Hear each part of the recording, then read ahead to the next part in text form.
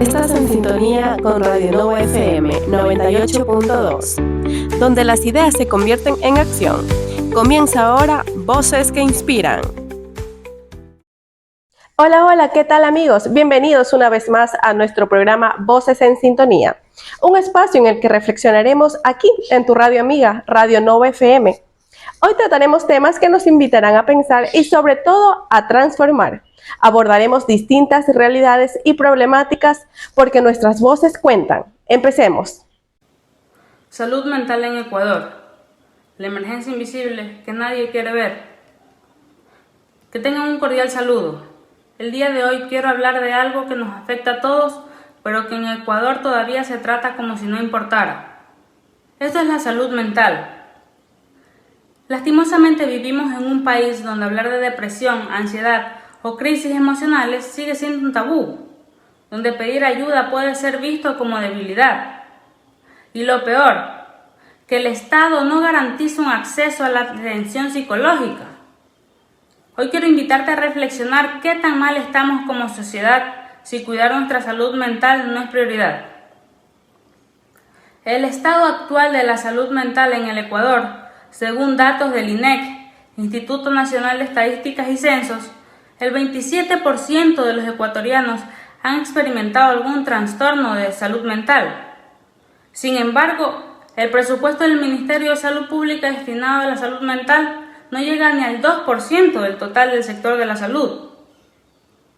En Ecuador hay apenas 8 psiquiatras por cada 100.000 habitantes y menos de un psicólogo por cada 10.000, cuando la recomendación de la Organización Mundial de la Salud es al menos tener un psicólogo por cada 1.000.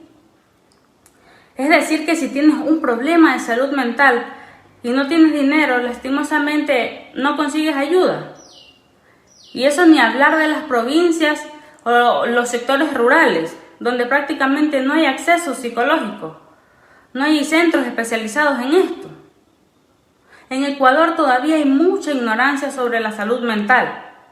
Muchas personas creen que ir al psicólogo es solo para locos, que la depresión es flojera, es vagancia. Esto se refleja incluso hasta en familias, donde muchas veces no se valida el sufrimiento emocional. ¿Cuántas veces hemos escuchado cosas como, eso es falta de Dios, tú lo que necesitas es ocupar tu mente en algo? Frases que lastimosamente no ayudan, hacen que la gente oculte lo que siente. ¿Cuál es el resultado de todo esto? Miles de personas que viven con ansiedad, con ataques de pánico, incluso con pensamientos suicidas, que callan por miedo a ser juzgadas. Otro punto también que es muy importante en este tema es la salud mental en el sistema educativo. Otro gran problema está en la educación. Escuelas, colegios, incluso universidades, casi no hay programas de educación emocional. No se le enseña a los niños a reconocer lo que sienten, a manejar el estrés, a pedir ayuda. Y además de eso se le suma el acoso escolar y la presión académica. Esto afecta gravemente a los estudiantes, pero muy pocos centros de educación cuentan con psicólogos escolares y los que hay muchas veces están sobrecargados, no pueden dar más atención. ¿Cómo puede aprender un niño o un joven a saber si tiene ansiedad o depresión si el sistema no le da las herramientas necesarias para ayudar ni cuidar su mente? Esto va de la mano con el abandono institucional. En Ecuador la salud mental nunca ha sido una prioridad política. Recién en 2022 se declaró la salud mental como una emergencia nacional. Estamos hablando que 3 años atrás, nada más. Pero más allá del discurso, no se vieron cambios profundos. El sistema de la salud pública no cuenta con centros de atención psicológica gratuitos suficientes. Los pocos que existen tienen lista de espera de meses.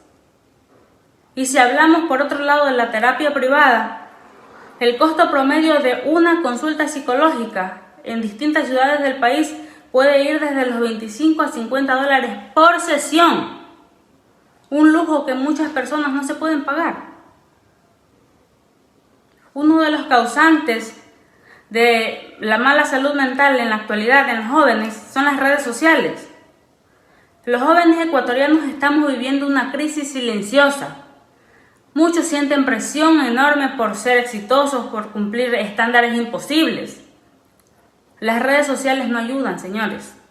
Compararse con otros, sentirse menos, vivir pendiente incluso de likes, todo eso genera ansiedad. Según un informe de UNICEF, el suicidio es la tercera causa de muerte en jóvenes de entre 13 a 19 años. ¿Hasta cuándo vamos a permitir esto como sociedad? La importancia de pedir ayuda. Esto no es debilidad, es un acto de valentía. Lo repito, porque muchas veces necesitamos ser escuchados. Buscar terapia no es rendirse, es luchar por uno mismo. Me gustaría que algún día en Ecuador sea normal ir a hablar con un psicólogo como vamos normalmente al dentista. Porque la mente también duele, también necesita cuidados. Se preguntarán ustedes qué podemos hacer como sociedad para combatir esto. El primer paso es hablar, romper el silencio, que nuestros amigos, nuestras familias, nuestras comunidades sepan que está bien no estar bien. Exigir políticas públicas, que los psicólogos no sean un lujo, que se invierta en la prevención, más no solo en la crisis. Y por último, empatizar. No juzguemos lo que no entendemos, porque muchas veces una palabra, una persona que te escucha puede ser el primer paso para salvar una vida. En Ecuador la salud mental sigue siendo una deuda pendiente, una emergencia silenciosa que no se atiende con la seriedad que merece. Aunque se habla cada vez más del tema, la realidad en las calles, en las escuelas y en los hogares muestra algo muy distinto. Personas que sufren en silencio, que no tienen acceso a ayuda profesional o que ni siquiera saben cómo pedirla. Por ejemplo, en zonas rurales como Chimborazo o Loja se han reportado varios casos de adolescentes que se han quitado la vida tras vivir situaciones de violencia, acoso o depresión, sin haber recibido nunca atención psicológica.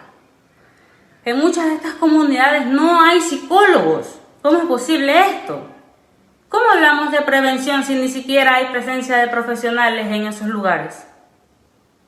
También personas en situación de calle, muchas con trastornos como esquizofrenia o adicciones que son ignorados por el sistema y muchas veces criminalizadas en lugar de recibir tratamiento. A esto se le suma lo que ocurre en las escuelas. Muchísimos colegios fiscales no hay psicólogos permanentes. Los docentes tienen que hacer el papel de orientadores sin tener una formación necesaria. En el 2023, un alumno en Guayaquil intentó suicidarse tras recibir tras meses bullying, sin que nadie detectara su estado emocional. ¿Qué más tiene que pasar para que nos tomemos en serio la salud mental en la educación? Y si hablamos de adultos mayores, muchos viven en soledad, con síntomas de depresión o de ansiedad, pero ni siquiera cuentan con diagnósticos, porque no hay enfoque en su bienestar emocional. Tampoco nos podemos olvidar lo que pasó durante la pandemia. Decenas de médicos, enfermeros, emocionalmente colapsados por la sobrecarga, con el miedo constante a morir. Y nadie los apoyó. Todos estos casos muestran que en Ecuador la salud mental sigue siendo un privilegio para quienes no pueden pagar terapia privada. Mientras que el resto deriva. ¿Cómo es posible esto? ¿Por qué no podemos seguir normalizando la salud mental que sea ignorada por estigmas o por simple abandono al Estado? El Ecuador no va a avanzar si seguimos ignorando esto. No puede haber un desarrollo y bienestar sin salud emocional. La salud mental es un derecho, no un privilegio. Es hora de que exijamos como jóvenes, cuidemos y sobre todo entendamos porque nadie merece enfrentar esta tormenta solo. La verdad, muy indignante esta situación. Y a continuación les cuento un caso de un joven quiteño que compartió su experiencia sobre cómo la sociedad minimiza la salud mental en los hombres. El joven dijo: creo que la sociedad no está lista para cuando un hombre intenta conseguir ayuda profesional para un tema tan grave como la depresión. Lo dijo para Primicias. Este testimonio resalta el estigma que enfrentan los hombres al buscar ayuda psicológica, lo que puede impedir que accedan a las ayudas necesarias.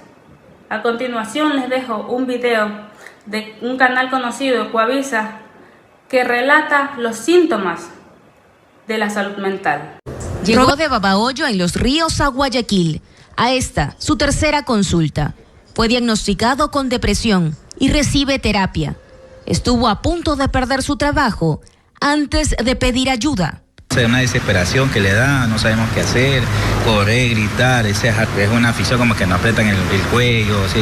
Nos falta el aire. Unas 800 personas se atienden cada mes en el Instituto de Neurociencias en Guayaquil. Los pacientes provienen de 21 provincias, principalmente Guayas, Los Ríos, Manabí, Bolívar, Santa Elena y Cañar. Los diagnósticos más comunes son episodios depresivos, ansiedad, trastornos depresivos recurrentes y fobias.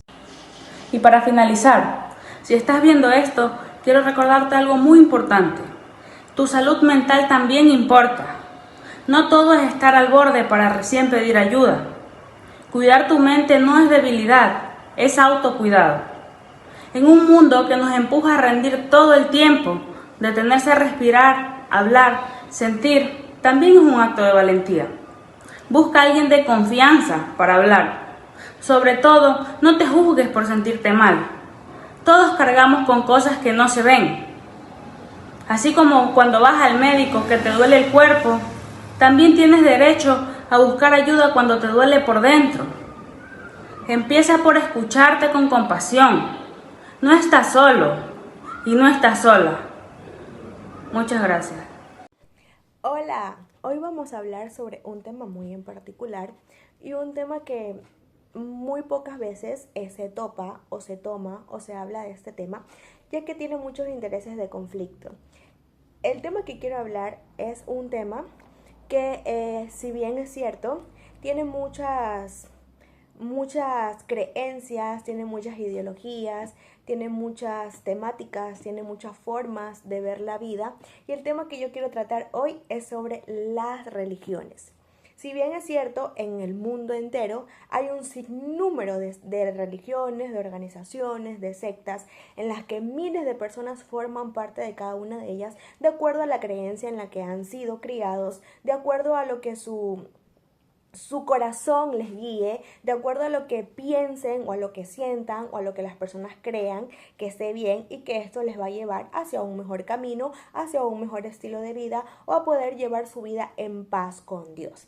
Pero yo quiero hablarles de 3 religiones en específico que me han llamado mucho la atención y que me ha gustado mucho y que he investigado sobre cada una de ellas, y me gusta mucho ciertas normativas que tienen, porque como cada denominación tiene sus reglamentos, tienen sus ideologías, tienen sus estatutos, tienen sus enseñanzas, tienen sus creencias que obviamente son respetadas, son muy valuables, son muy se podría decir en este caso que son muy acordes a la organización en la que ellos están, en la que ellos manejan, muy independientemente de la denominación que uno como persona pertenezca o crea o se sienta cómoda.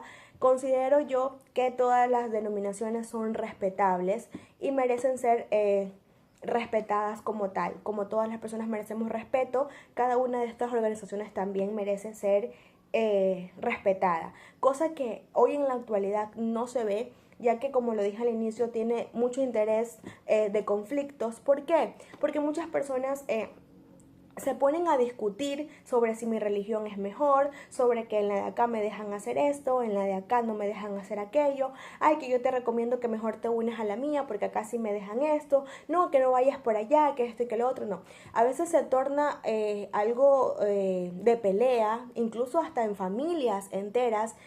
Cuando tocan este tema de lo que es las religiones, salen hasta peleando, salen hasta discutiendo. Hay familias que incluso hasta no se llevan por mucho tiempo por la religión en la que son, en la que están siendo partícipes. Cosa que considero algo absurdo, ya que todas las personas pensamos de manera diferente y creemos en cosas diferentes. No somos iguales, somos seres humanos distintos, creemos, sentimos y pensamos de maneras diferentes.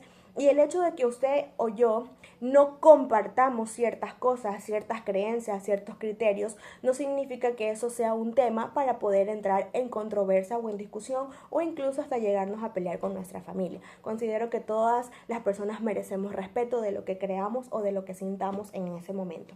Bueno, y para poder empezar ya con ese pequeño preámbulo de que di sobre el tema que voy a tratar y que quiero opinar y que, bueno, y antes de decirlo, que quede muy claro que en mí, o sea, en lo particular, en este caso yo respeto mucho cada religión que hay en el mundo. No conozco de todas, pero sí me he empapado de algunas, pero respeto mucho lo que comparten, respeto mucho en lo que creen, respeto mucho a lo que se idealiza, respeto mucho a lo que idealizan también. Respeto cada una de esas religiones que tal vez no comparta ciertas cosas con algunas, pero no tengo ningún derecho en criticar, ni en menospreciar, ni en hacer menos a ninguna de ellas, porque cada una de ellas considero yo que merece respeto. Y como primera, que me llamó muchísimo la atención, fue esa religión que es llamada y denominada los Testigos de Jehová. Es una organización religiosa cristiana que es conocida por muchos, no solamente aquí en el Ecuador, sino en el mundo entero, ya que es originaria de Estados Unidos, específicamente de Nueva York. Es conocida ¿por qué? Por enseñar un librito que ellos manejan que se llama Atalaya. Ellos van enseñando este manual de puerta a puerta, van de casa en casa tocando la puertita y preguntándole a la persona que salga si tiene un tiempito para que les regale, para poderles ellos explicar el librito que manejan, que es la Atalaya, donde allí van a encontrar un sinnúmero de historias, de preguntas que son formuladas netamente por la organización de ellos con el fin de tomar conciencia de los tiempos que se vive actualmente. Aparte de eso, también ellos se saben ubicar en puntos estratégicos como en semáforos, como afuera de hospitales, como afuera de centros comerciales, donde también tienen allí a personas capacitadas para poderles explicar más sobre su libro o su revista, que es la Atalaya, donde le ofrecen algún librito, que es gratuito obviamente, donde ofrecen allí para que usted pueda leer y se pueda informar de lo que ellos como organización enseñan.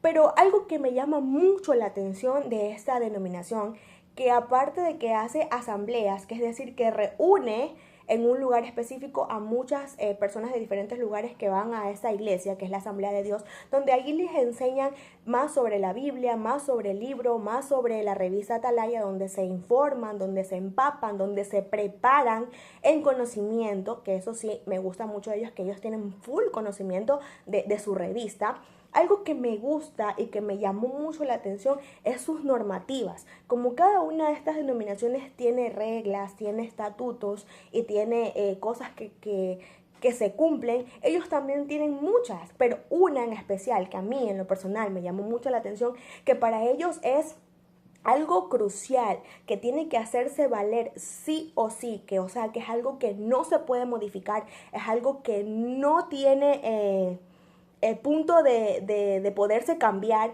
es algo que no hay poder humano que a ellos le haga cambiar de opinión, es que ellos no hacen lo que es la transfusión sanguínea a uno de sus miembros, en este caso de las personas que pertenecen a esta denominación. Es decir, si ellos tienen un familiar que de pronto está enfermo y su enfermedad se puso muy grave, muy crónica y la única solución es hacerle una transfusión sanguínea, pues ellos dicen que Jehová Dios ha designado que la persona muera y que tiene que respetarse eso, que no pueden ellos hacer transfusión sanguínea por muy médico que sea, que su deber como médico es salvar las vidas. No, los médicos tienen que respetar eso porque ellos dicen que Jehová Dios lo ha dicho que él tiene que morir. Y esa es la voluntad de Dios y ellos aceptan eso, lo que Jehová Dios les dice, y también desean que se respete. Pero algo que les quiero decir para ya concluir con ese tema y que me llamó mucho la atención es que miren, el TDH condena a España, es decir, la organización de ellos, condena a España a pagar 26.000 euros por hacer una transfusión de sangre a un testigo de Jehová sin su consentimiento. Es decir, que este requisito de ellos, o sea, se podría decir, esta ley es muy sagrado para ellos que debe ser respetada. Tanto así que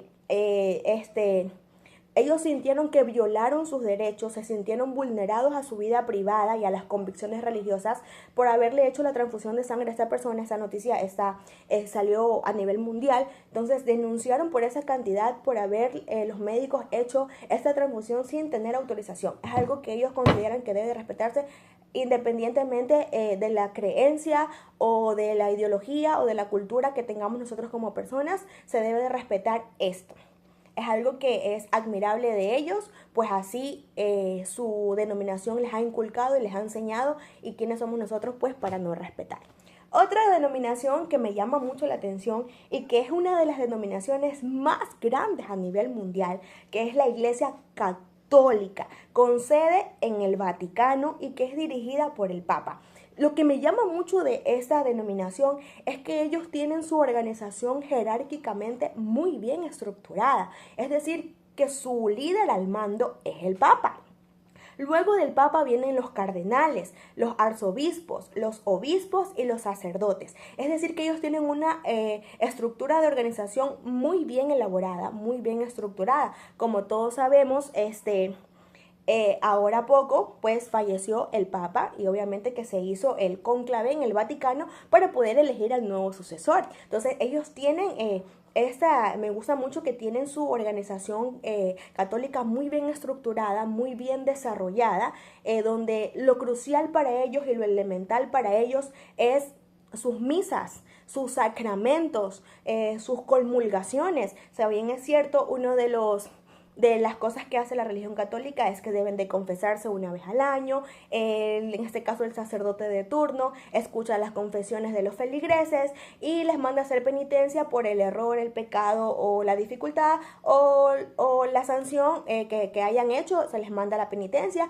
para poder de esa manera liberar sus culpas. Esa es su creencia, se respeta mucho, que ellos creen mucho en lo que es el niño Dios, la Virgen, y se respeta mucho y a pesar de que muchas personas quizás no compartan sus creencias, sus ideologías, pues es respetable. Y algo que es para mí controversial en este caso es que, por ejemplo, el Papa, los cardenales, los arzobispos, los obispos y los sacerdotes, ellos promulgan a sus feligreses lo que es la familia, lo que es la unión de un hombre y una mujer, y que procreen hijos y formar una familia. Y eso es lo que me llama mucho la atención, que ellos no forman una familia, que ellos no pueden casarse, que ellos no pueden tener hijos. O sea, pueden tener su papá, su mamá, sus hermanos, pero ellos como tal no pueden formar una familia, a pesar de que lo promueven y que le dicen al mundo entero que se casen, que tengan hijos, que tengan una familia. ¿Por qué? Porque es un celibato muy importante para ellos no casarse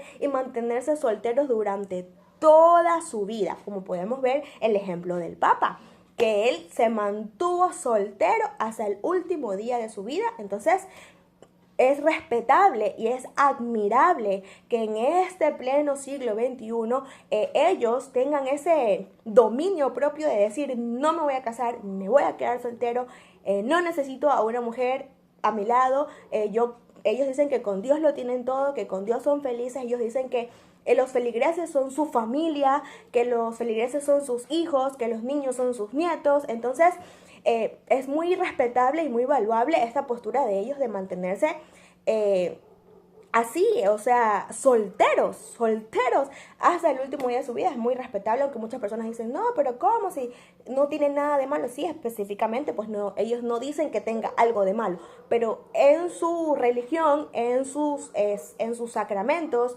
en sus celibatos, está que ellos no pueden casarse y se respeta, a pesar de que muchas personas no lo hagan y sea un tema de controversia.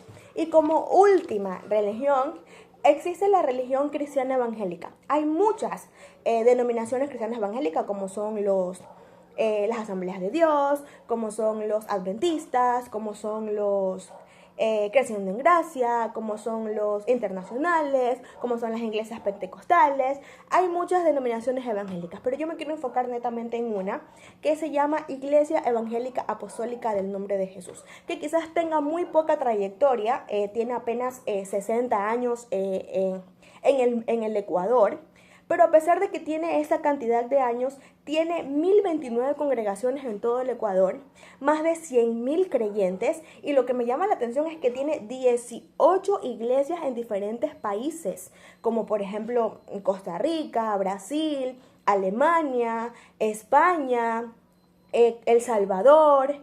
Tiene, a pesar de la poca trayectoria que tiene varios países. Pero lo que me llama mucho de esa religión, que independientemente de la religión que yo profese o que yo sea o que yo crea, lo que me gusta mucho de esa religión es que tiene un sistema estructurado básicamente que se llama escuela dominical, donde trabaja netamente con niños y adolescentes, con el único fin de enseñarle los valores cristianos, de enseñarle los valores a los niños y adolescentes, que es algo que se ha perdido hoy en la actualidad. Me gusta mucho que tiene un personal de maestros capacitados para poderle enseñar al niño, no que sea parte de la religión, no que no crea en esto, no que no crea, no, sino que enseñarle que existe un Dios, enseñarle el amor al prójimo, enseñarle el respeto a los demás, enseñarle el respeto a los padres, el compartir. Me gusta mucho esto, que tienen este sistema para poder trabajar con el niño y el adolescente y de esa manera poder llegar a los padres, ya que hoy en la actualidad se ha perdido mucho eso, el inculcar los valores desde pequeños. Entonces, que para finalizar quiero decir que en este caso, yo sí pertenezco a una de estas denominaciones, pero independientemente de la denominación que yo sea, yo respeto a todos, porque es importante el respeto que cada una de esas denominaciones merece. Independientemente de qué religión seamos nosotros, es importante respetar a las personas no solamente por lo que creen, sino por lo que son, por lo que ellos dicen ser. Hay que respetar, porque nosotros somos humanos, somos de carne y hueso, tenemos sentimientos, también nos duele. Entonces, que este tema de la religión no sea un tema de controversia, sino más bien sea un tema de poder promover el amor a Dios y el amor a los demás, y sobre todo aprender a respetar cada uno de los pensamientos y de las ideologías que cada uno de los seres humanos tenemos. Muchas gracias. Hola amigos, el día de hoy vamos a hablar un tema que afecta a miles de mujeres en nuestro país y también en el mundo entero. Esto es la conciliación entre el trabajo y maternidad en Ecuador. Ser madre aquí en Ecuador es realmente un desafío constante. A pesar de los avances que ha tenido la legislación, muchas madres enfrentamos obstáculos para ejercer nuestros derechos laborales relacionados con la maternidad y la lactancia. Vamos a ver primero el marco legal actual. Que los empleadores faciliten los permisos periódicos y necesarios para que la madre y el padre acudan a los controles prenatales, así como para que cuiden del recién nacido durante el periodo de parto, puerperio y lactancia. Son algunos de los derechos que entraron en vigencia en mayo pasado tras la publicación en el registro oficial de la Ley de Derecho al Cuidado Humano. Esta ley lo que hace es reforzar y decirle al empleador, hey, tú no puedes violentar el derecho de la mujer ni a la maternidad, ni a la lactancia, ni a la gestación como tal, porque vas a tener sanciones severas. Entre los principales cambios está la ampliación de algunos periodos, como por ejemplo: licencia o permiso no remunerado de maternidad incrementa de 12 a 15 meses la licencia de lactancia. De 12 a 15 meses. Eso es uno de los primeros cambios, ¿no? También el permiso de paternidad pasa de 10 a 15 días. Es decir, los hombres también tienen su permiso aumentado. E incluso podría llegar hasta 25 días en el caso de hombres el permiso de paternidad si el recién nacido requiere de cuidados especiales. Y también existe aquí también un beneficio que no estaba en ninguna otra normativa, que es para los padres que adoptan, ¿no? Esta ley es de aplicación obligatoria en instituciones públicas y privadas, y en caso de aquellos empleadores que evalúen la posibilidad de no contratar mujeres en etapa reproductiva, estas serían las consecuencias. Pues reciban sanciones en ese sentido por cuestiones discriminatorias. Como hemos visto en el reportaje de TC Televisión, en Ecuador, la Ley Orgánica del Derecho al Cuidado Humano amplió de 12 a 15 meses el derecho a una jornada reducida de 6 horas durante los 15 meses posteriores a la licencia por maternidad, así como a descansos de 20 minutos cada 2 horas, para poder amamantar o extraer la leche para su bebé. Pero, ¿realmente esto se cumple? ¿Realmente las empresas acatan estas órdenes dispuestas? En la práctica hemos visto que no siempre se respetan. Muchas empresas aún no cuentan con salas de lactancia adecuadas y algunas ni siquiera informan a las trabajadoras sobre sus derechos. Y cuando la madre se atreve a hacer algún reclamo de lo que le corresponde por ley, la reacción de ellos es negativa, es mal vista, se convierte en la problemática de la empresa, la que molesta por todo, la que no quiere trabajar. Y esto no solo ocurre en el entorno laboral. También en el personal hay una carga que la sociedad no ve, pero que nos pesa más que cualquier mochila. Y esa es la carga mental. El tener que recordar las vacunas, la lista del súper, las tareas, la ropa limpia, el almuerzo, el trabajo, el estudio para las madres que estamos estudiando todavía. Queremos salir adelante. Pero todo esto lo hacemos sin descanso. Y encima tenemos que lidiar con la culpa. Culpa por tener que dejar a los hijos solos o con otras personas, con familiares. Nunca va a ser lo mismo que la mamá cuide a su bebé. Tenemos culpa por no estar con ellos en todo. Nos vivimos preguntando a diario, ¿cómo es justo esto? ¿Cómo es que tenemos que poder con todo esto? El sistema nos exige que criemos como si no trabajáramos, que trabajemos como si no tuviéramos hijos y que estudiemos como si no tuviéramos otras responsabilidades que cumplir. Nos levantamos antes que todos, damos lo mejor de nosotros en cada actividad y aún así sentimos que no es suficiente. Y esta situación lo único que nos genera es sentimientos de culpa por no poder cumplir con todas las expectativas, porque todas las personas consideran que nosotras tenemos que poder, porque es lo que te buscaste, como nos dicen, porque bien estabas, pero tú quisiste. Y todo esto afecta nuestra salud mental y bienestar general. Y aunque existen leyes que protegen los derechos de las madres trabajadoras, su aplicación en realidad es limitada. En la ley del cuidado humano también dispone que los empleadores deben proporcionar las salas de lactancia, servicios de cuidado infantil para hijos de hasta 5 años. ¿Y dónde están? Quiero que alguna mamita me diga si existen esas infraestructuras. En lo que hemos podido ver, no hay. Las empresas no han implementado estas medidas. No existen estos lugares de apoyo para la madre. Y esto continúa siendo un reto en la vida diaria de ellas, porque sería mucho más fácil que tuvieran un lugar cercano a su trabajo para poder estar más tranquila. El Estado debe de dar una protección, pero la sociedad también. ¿Dónde están los espacios que nos abrazan como mujeres, no solamente como madres? ¿Dónde está el entendimiento de que no somos supermujeres, ni queremos serlo tampoco? ¿Dónde está el apoyo de tu pareja? No en todos los casos, pero es hora de hablar de esto, ¿no? La igualdad de responsabilidades entre los hombres y las mujeres.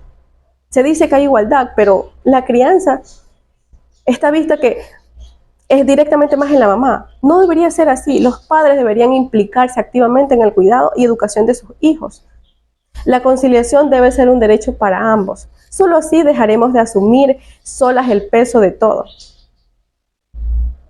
Con esto, como mamás, como mujeres, debemos reconocer nuestro valor, mucho más allá de los roles tradicionales.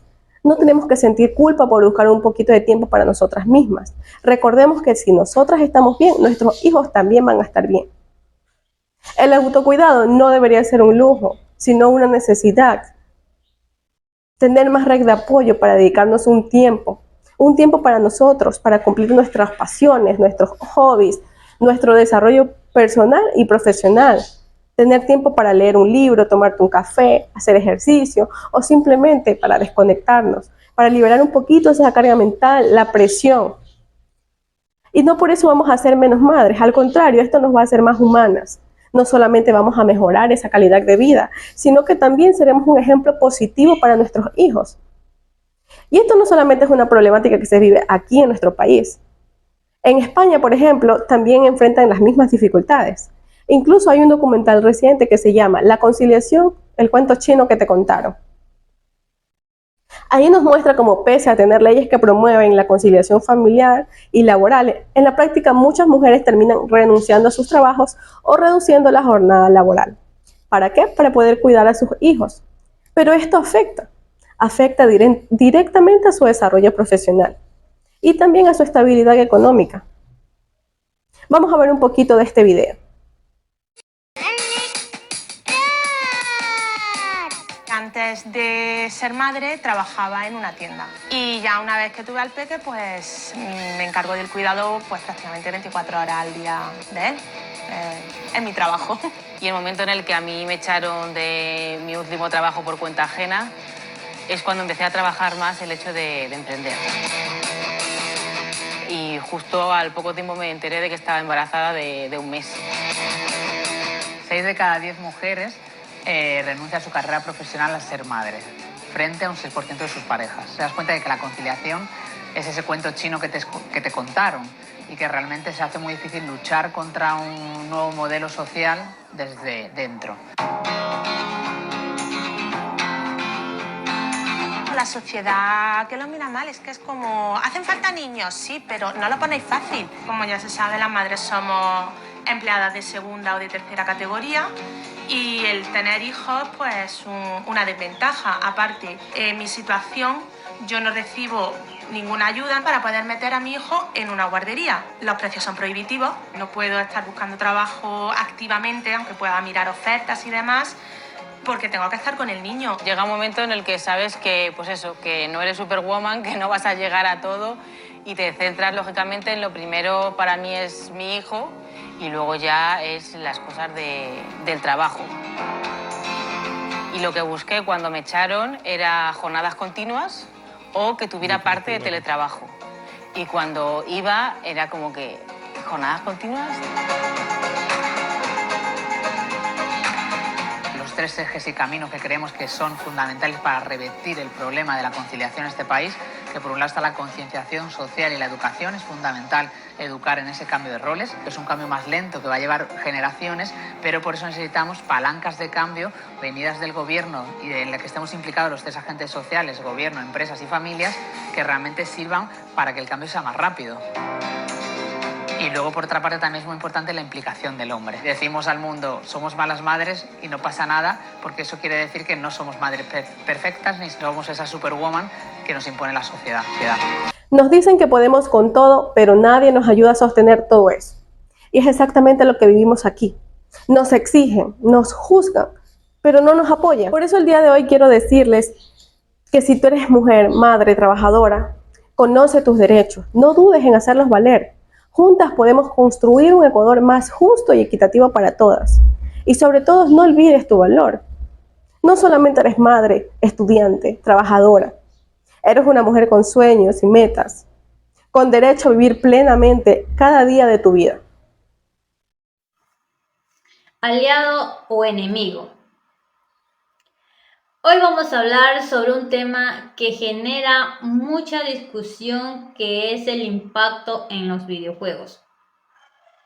Muchas veces se le echa la culpa a los videojuegos de ser el problema de la violencia, el aislamiento o el bajo rendimiento escolar en los niños y adolescentes.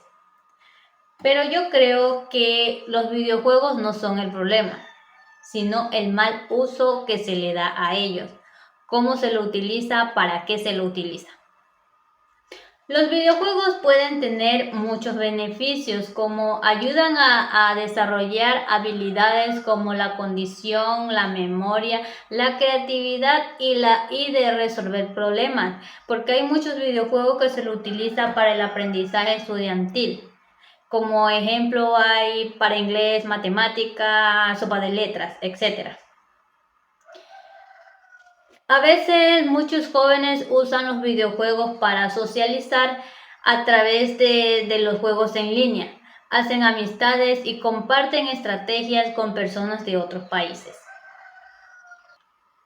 Con respecto a esto, a veces los padres de familia no tienen el debido cuidado de ver cómo su niño juega y con quién juega, porque muchas veces hay personas detrás del teléfono que no tienen buenas intenciones.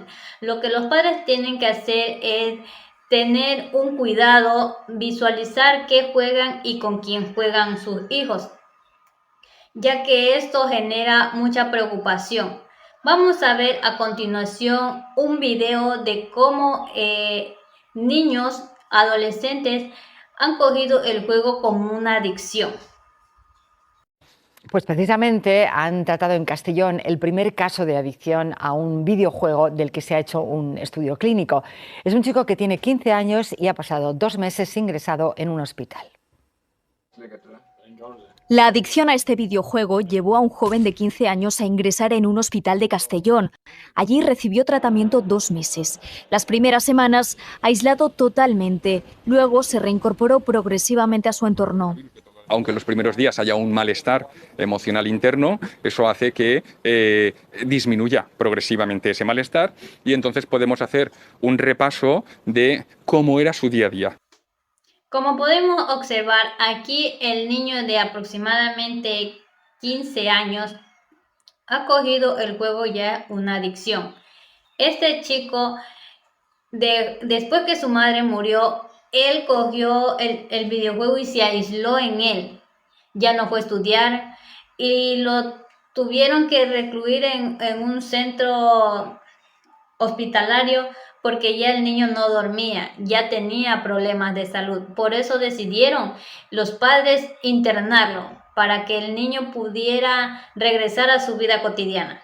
No seguir en el juego que no lo llevaba en nada bueno, ya que el niño no dormía y después de eso va a tener muchos problemas de salud. Aquí hay un claro ejemplo de que a veces lo cogen como una adicción.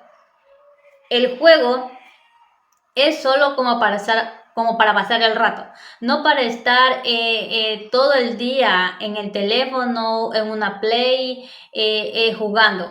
Solamente el juego es por 1 o 2 horas nada más. Como también hay videojuegos que son para el uso estudiantil, vamos a ver un video de cómo explican este caso. El reto que representa un videojuego mantiene la atención y concentración de Eton. Me gustan mucho los videojuegos, de hecho me encantan. Al jugar, diferentes partes de su cerebro se activan. Cuando pensamos en videojuegos donde necesitas hacer una toma de decisión rápida, donde necesitas destreza, agilidad, ahí se está activando la zona parietal y la zona premotora del cerebro. Por el contrario, cuando pensamos en videojuegos como Tetris, por ejemplo, ahí se está activando la zona frontal. Aunque existen opiniones divididas sobre los beneficios o daños que pueden ocasionar, los videojuegos pueden ayudar a desarrollar diferentes habilidades en los niños. Como lo dicen los expertos, hay videojuegos para niños, pero con restricción. Hay videojuegos que a los niños lo hacen crear emociones, que la mente se le despeje, pero con el padre que esté pendiente, ya que a veces el niño ya ese juego le pareció aburrido, busca otro que ese le provoca una adicción. Pero ahora los videojuegos estudiantiles hace que el niño desarrolle más aprendizaje, que el niño esté más pendiente, que esté más activo en sus actividades estudiantiles. Estos videojuegos estimulan la creatividad, el trabajo en equipo y que el niño esté despierto en todas sus actividades.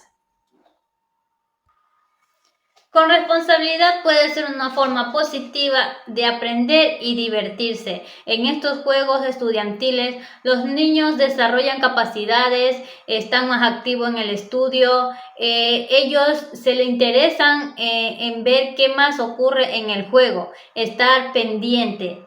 No cogerlo como una adicción, ya que esto los llevará a que los padres tengan problemas con el estudio, esos chicos se aíslan y sean hasta violentos, porque el juego ya cogido como una adicción, el niño o joven lo coge como que nadie los puede tocar. Estos chicos tienen la capacidad de ser violentos, ya que ellos solo quieren pasar jugando. Por eso el problema no es en el juego, sino cómo lo usamos. Hay que utilizarlo con mucha responsabilidad, que los padres estén pendientes en sus hijos de ver qué es lo que juegan, cómo lo juegan y con quién lo juegan. Para esto tenemos que estar pendientes de los niños y no dejarlo que el niño coja el juego ya como un hábito. Solamente es como para un debido tiempo. Veamos esta pequeña nota de un adolescente que falleció por causa de la adicción del juego.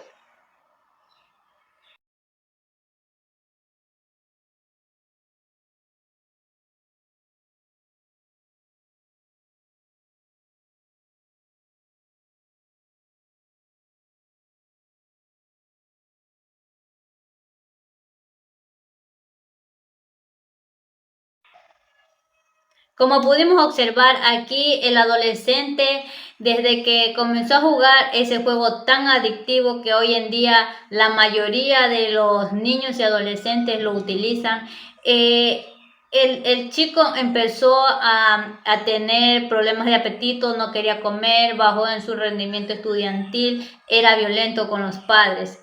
Ya este niño perdía los retos que se ponen hoy en día en los juegos en línea. Muchos chicos se ponen a jugar en esos llamados retos virales. Ellos a veces pierden y tienen que cumplirlo. Unos como él tienen que quitarse la vida. Otros raros son los que no lo hacen y dejan de jugar.